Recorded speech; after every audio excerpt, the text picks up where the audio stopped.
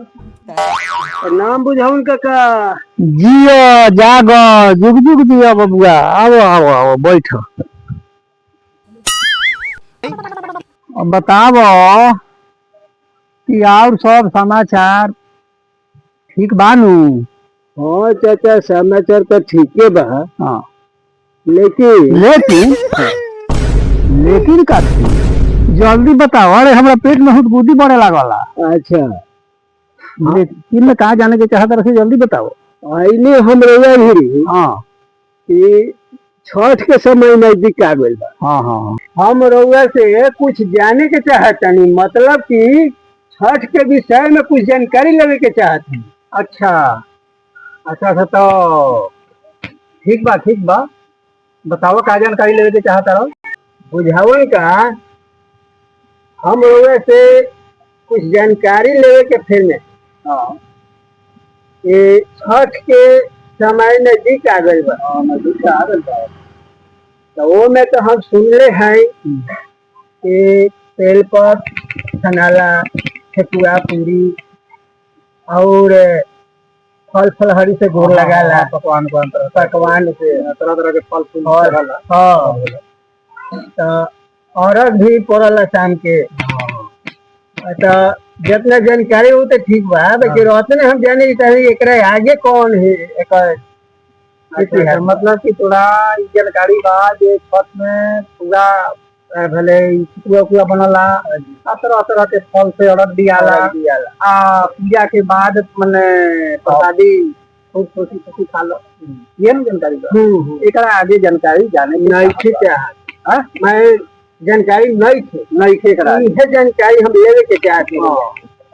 तो एकर इतिहास जे बा से बहुत लंबा बा, बहुत तरह के बा। आबे में तोरा का जानकारी लेवे के बा इस विषय में बताओ।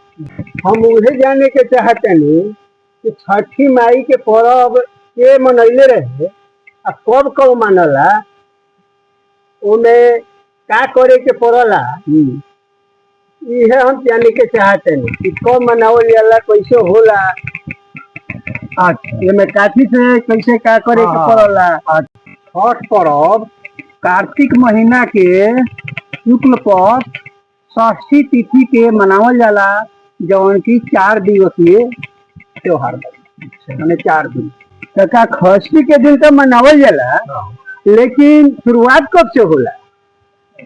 देखो कलू बबुआ, शुरुआत के बाद चौथ के दिन से माने व्रती लोग नहा के आ ओकरा बाद शुद्ध भोजन करला लोग। शुरुआत नहा खा नहा के आ शुद्ध भोजन करे के बाद। काका शुद्ध भोजन का होला?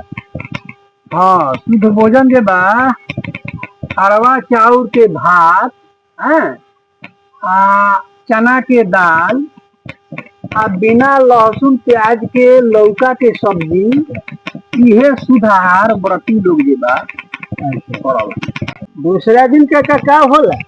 दूसरका दिन छठ पर्व करे वाला साँझ के नहाला, और सूरज भगवान के जल दी आ ओकरा बाद में मीठा के खीर बनी।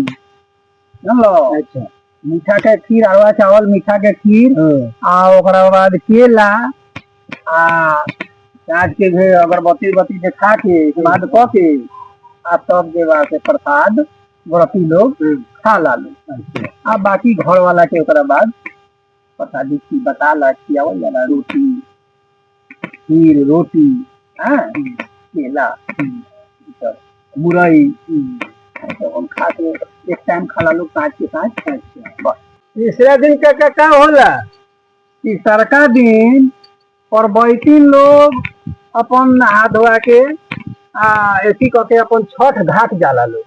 अब बहुत आदमी बे नहाइले ही जाला नदी घाट, आ जाके वहाँ अपन नहाई उहाई आ डूबते हुए सूरज के अर्घ देवला लोग।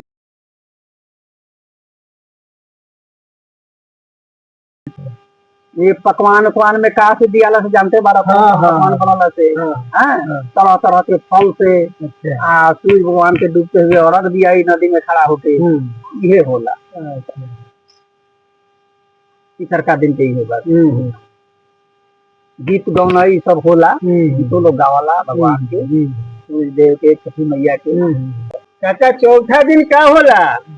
देखो बबुआ, चौथा दिन उगते हुए सूरज के अर्घ दियाला। अच्छा लोग जितना के छठे व्रती बा अच्छा अच्छा उ का करी जे 4 बजे भोर में घाट पर चली। अच्छा आ घाट पर जाके नदी के पानी में खड़ा होके आ सूरज भगवान के गोहरा वाला लोग अच्छा। जे हे सूरज देव जल्दी उगी।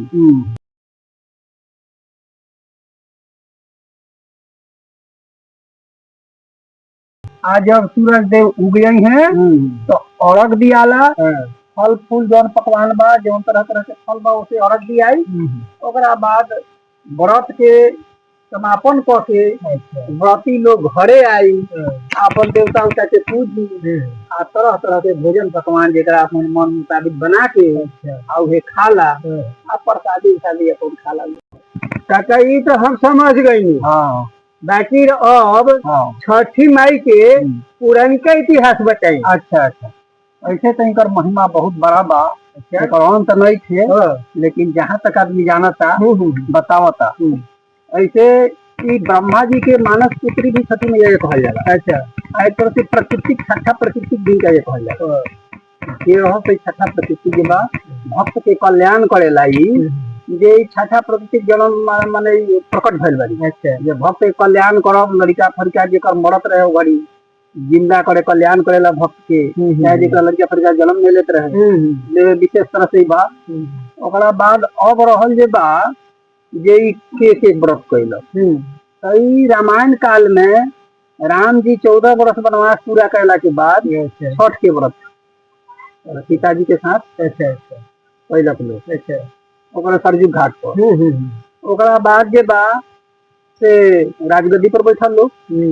पांडव के राजगद्दी के छिनाग रहे राज, तो पांडव के पत्नी द्रौपदी भी ये व्रत के कैली, जौना से कि उनका राज फिर से मिल गए। अच्छा यह छठ के फल हो। अच्छा हाँ, इनकर महिमा बहुत बड़का बा और बहुत लंबा चौड़ा कहानी बा।